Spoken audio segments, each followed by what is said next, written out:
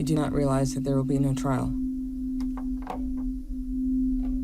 You don't know that 23 white people will decide no crime has even been committed. Yancey Ford directly addressing his late brother who was shot dead by a white man in 1992. The filmmaker's voice punctuates Strong Island, one of the most talked about documentaries at the Berlin Film Festival. The film's a dissection of what happened after the killing, as well as a look at the whole family's experience of racism over generations.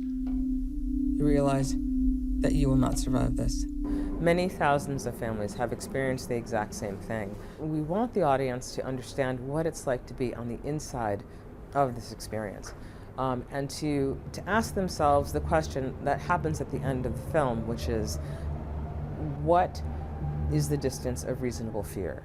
To put themselves in the place of Mark Riley on the night that he shot my brother. Everybody think you all cute and adorable now.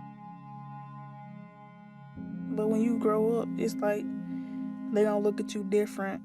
Dage's a teenager growing up in St. Louis. She's got problems at school, and she's seen friends shot dead.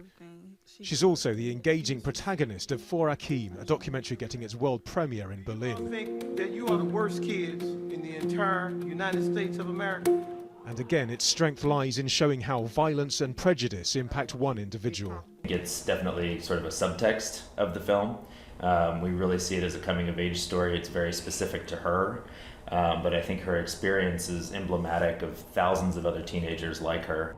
For the makers of films like For AHKEEM and Strong Island, getting people in places like this to empathise with their characters is the key to opening up a discussion about wider problems like discrimination.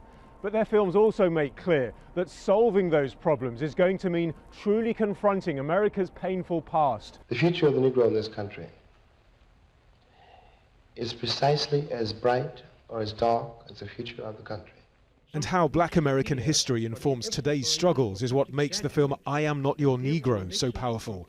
It's based on the work of author and playwright James Baldwin, a contemporary of Malcolm X and Martin Luther King.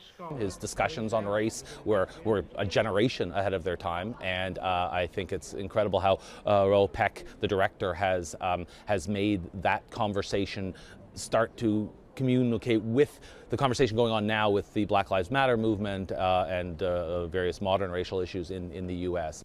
And as the filmmakers are keenly aware, those issues ultimately need to be acknowledged by the whole of society. Nadim, Al Jazeera, Berlin.